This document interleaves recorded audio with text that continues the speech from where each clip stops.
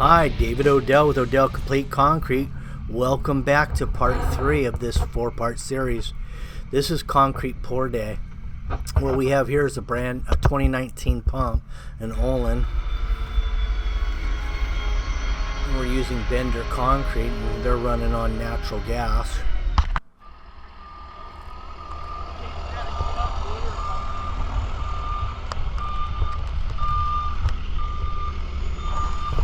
There's your screed pin, 16 duplex set at grade. Overhead screeds will ride on that. If you've seen part 2, you would have seen those caps without the plastic and how I got those on there. There's a poured in place concrete caps.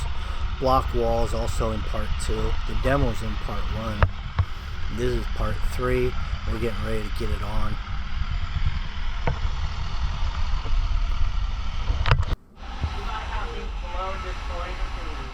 And here goes. First of all, pumpers always know they start on the lines, start on your fixed points and work in from all your fixed lines. And then you have a good wet screed to pull off of. So that's what this guy's doing. His name happens to be Alex.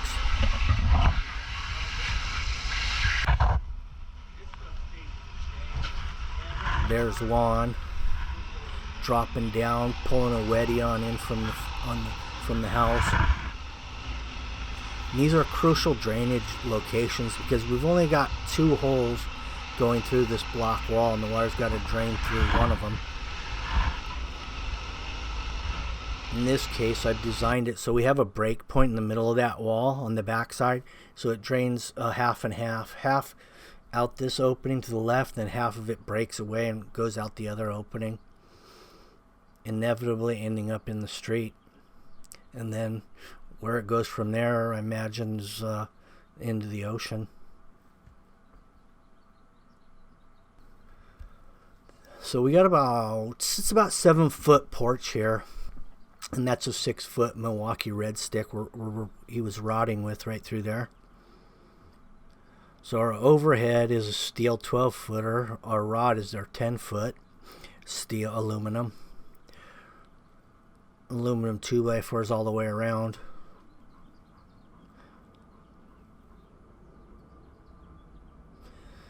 Now as we pour this out, we're just pulling the rebar up as we go, which works the best for this depth of concrete and this size steel that we're using.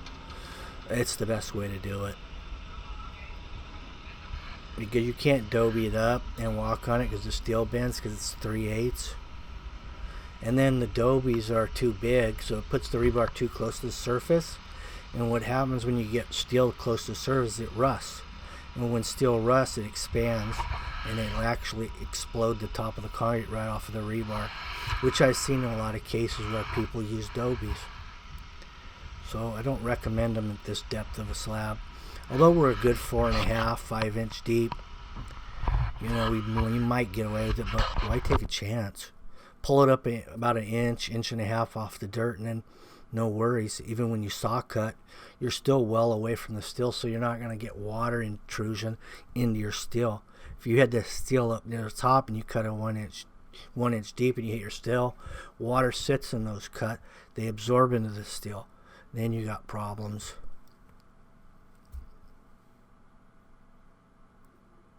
I really prefer to use fiberglass rods, to be honest with you, but there's just no suppliers around here, which makes no sense since we're close to the ocean and a lot of salt water.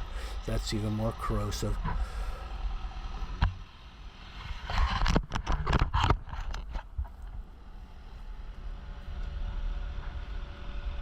Here you have your 3.5. Actually, this is a 4-foot magnesium bowl float with a rocker arm on it.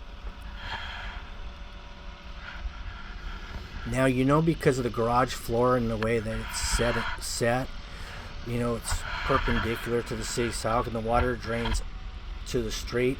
We actually cut a slight swell from the top end of that garage down to this bottom radius. And that's all done by the way you set your screed pins.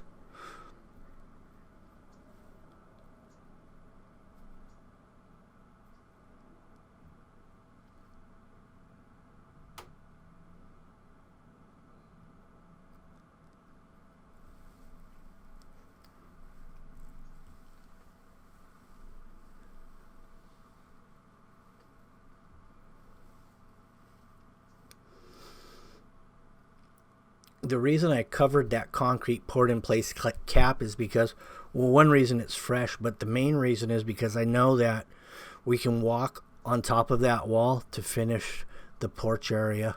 And that's what we'll be doing. We'll be bridging across that opening with a 2x4 or 2x6, walking the wall. Oh, here's Juan just got up there right now. And then he'll walk across. He'll tight rope it across and work from there as well.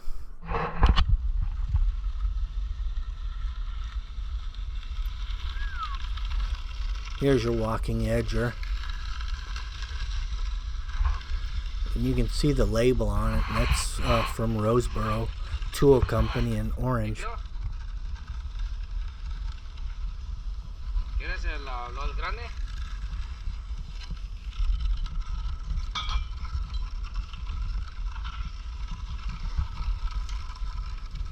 That form that you see right there, it's a 2x4, but it's all recycled plastic. And I've reused this one probably 10-15 times already. There's really no wear on it at all.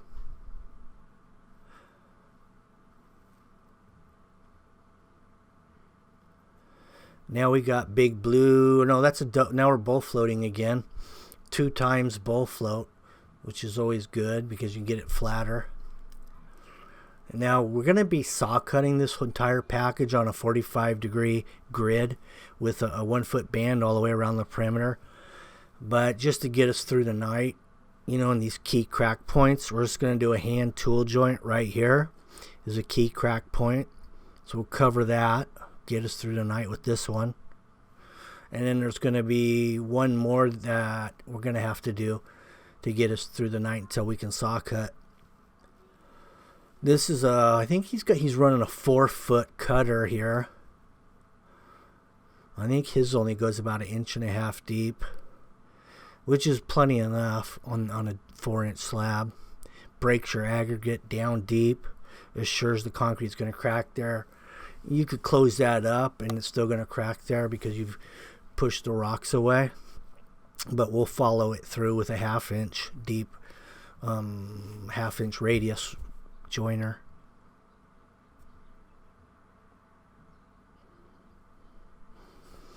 Now I'm going over it right now with a fiberglass funny float.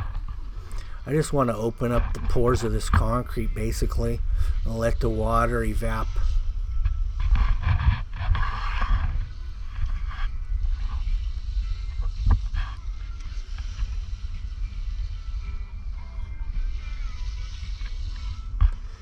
This mix design we're using here is a 3250 PSI city mix. It's with the city, counties. This is the type of mix they use on all the off-site stuff. And the only difference between what they require and what people typically use residentially, well, one, it costs more because it's all cement and there's no additives. There's because a lot of times they can replace up to 20% of your cement with fly ash. In this case, it's just pure cement. So that's the real difference. You want all cement or do you want a fly ash additive? Apparently fly ash though does help with some chemicals and stuff like that, but there's not a lot of chemicals around here. Also, this is going to be getting a beautiful lacquer base wet look sealer on it. That's going to be in part 4 or 5. Although this is a 4-part series at this point, we got a long wait before we can put our sealer on because we're getting to that type of weather where it's going to take a while to cure out, and you don't want to put a lacquer base on there until it's all cured out. Like the plastic? Yeah, take that plastic off. Go out, the plastic go way up. Go for it, Scott. Straight her down. Like this? Hey.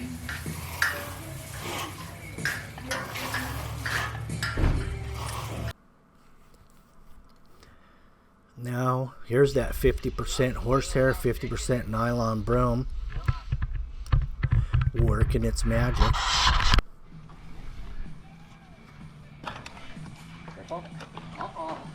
We went over this whole project. I had my power trowel here, I like to have that. I have a 3-foot power trowel I bring to the job site when I get over 10 yards, just as a backup. In this case, the way it was curing out, and I had some good help here, I didn't have to break the machine out. We did it by hand. We went over this 2 times off the boards. There's Avery out on knee boards. That's his first time out there. You can see him on the right there. It takes some getting used to when you're out there on the boards.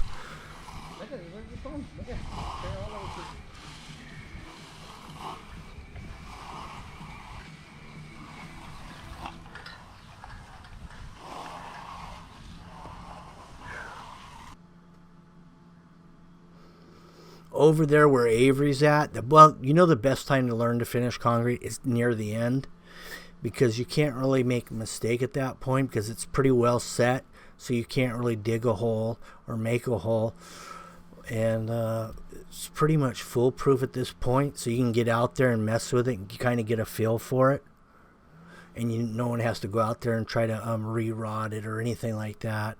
It's a done deal.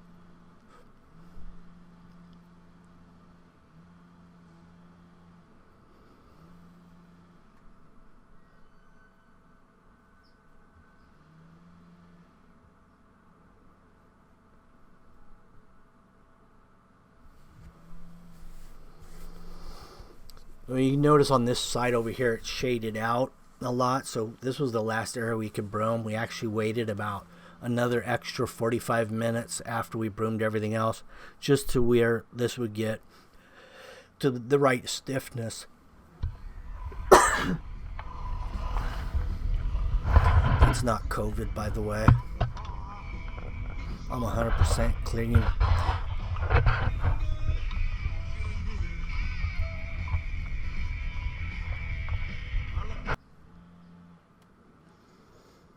There it is, finished product.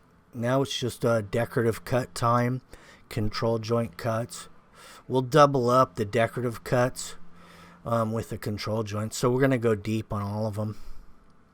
And they're going to be at a 5-foot grid, 45-degree angle.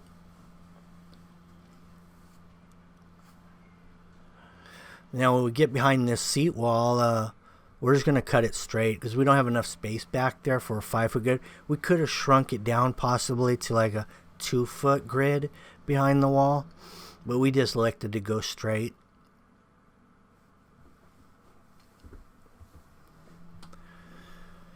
So on my layout here, what I did, because I wanted to line up all the points of the squares coming up the driveway. As you enter the driveway, I wanted to see the points of each square hit the center of that double door.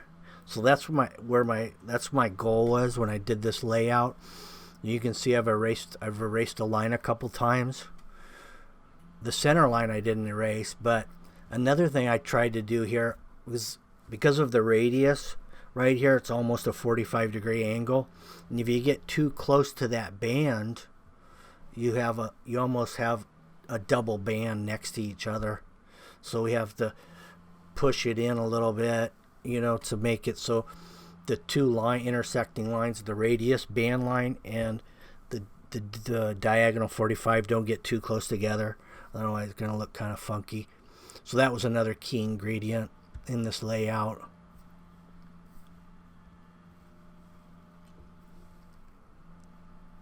There's that center line I was talking about. See how it's centered on the French door all the way down to the middle of the driveway? That's a nice focal point as you walk, up to when you go down the street or approach the house.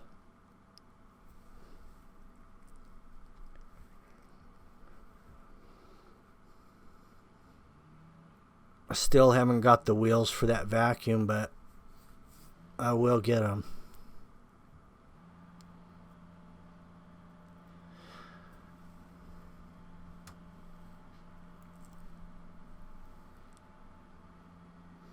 And that's the Medusa I'm using there.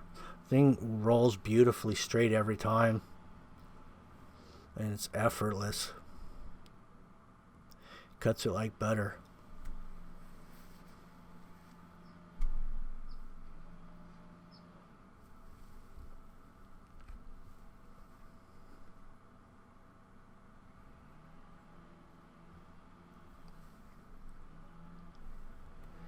All of these joints I'm doing 3/4 to 1 inch deep, because I don't know for sure where the concrete's going to want to crack on this particular layout. On a layout where I'm just running straight lines, you know, from the shortest point from A to B, I know it's going to crack there, so I can just go, okay, 3/4 of an inch deep, 4 inch deep, concrete, that's 25%, that's good. But in this case, the concrete's got to crack the longest path, which it typically doesn't like to do, so I'm going to go a little deeper than the norm, just to assure that it does follow one of these angles. And we are on 5 foot, so chances of a crack missing one of those is going to be really rare.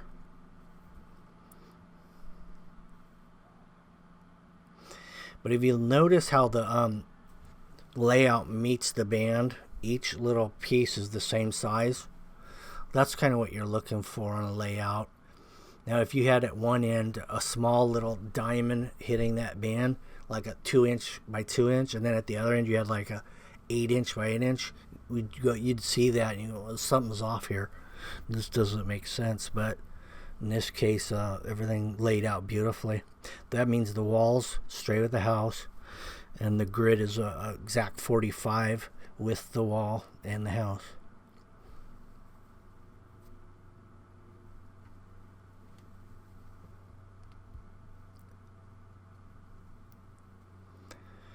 Now, because since we have a 5 foot grid, I went ahead and cut that concrete cap also, and it worked out at 5 foot also, just by luck, really, because we had a 15 foot span there in the middle, so we had 2 cuts, broke it down to 5s each.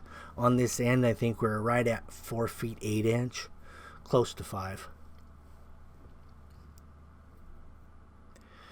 Now, that Black Max Honda right there leaks a little oil at this point.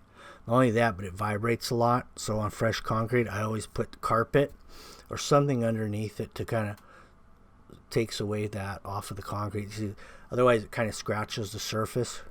Although you won't see it when it's cured out.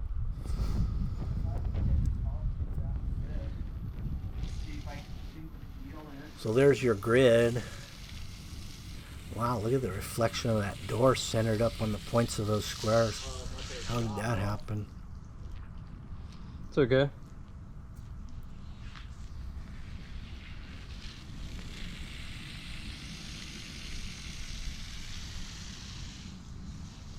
The front of this wall, I'm going to put natural stone. The back side of this wall is going to get just some stucco. Right now I've got a scratch coat on the back of the wall. You can see all that happen in part 2. How we got to this point of the wall, and the concrete cap is in part 2. Here's those sewer clean outs.